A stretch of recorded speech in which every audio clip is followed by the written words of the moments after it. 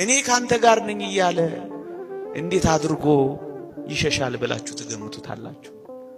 እግዚአብሔር በቃሉ የታመነ ነው። እግዚአብሔር በኪዳኑ የጸና ነው። ይህንን የእግዚአብሔር ቃል እንመነው እንጂ ምን የሚለውን አይረሳንም የሚለው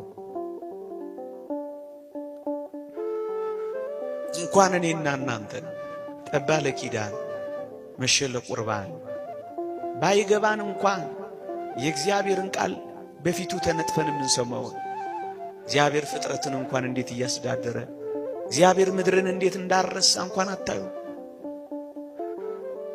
እንዴት ይረሳናል? እንዴት ይተወናል? ለዚህ ነው አረሳሽም ከቶም ቢሆን አልጥልሽም በእጄ መዳፍ ቀርጬሻለሁና የሚለው። ጭንካር የተበሳበትን እንዴት ይረሳል? ዋጋ የከፈለበትን እንዴት ችላ ይላል? ይህ ምንኛ የሚያጽናና ቃል ነው። ኦርቶዶክሳውያን ከዚህ ጋር አብሮ ነው የሚሄደው። እኔ ካንተ ጋር እሄዳለሁ አሳርፍህም አለው እኮ የሚለው ለዚህ ነው ወገኖቼ።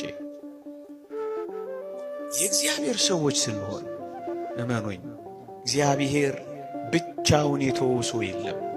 እግዚአብሔር ብቻውን የጣለው ሰው ከቶም ቢሆን በመጽሐፍ አላየንም፣ በአባቶቻችንም አልሰማንም።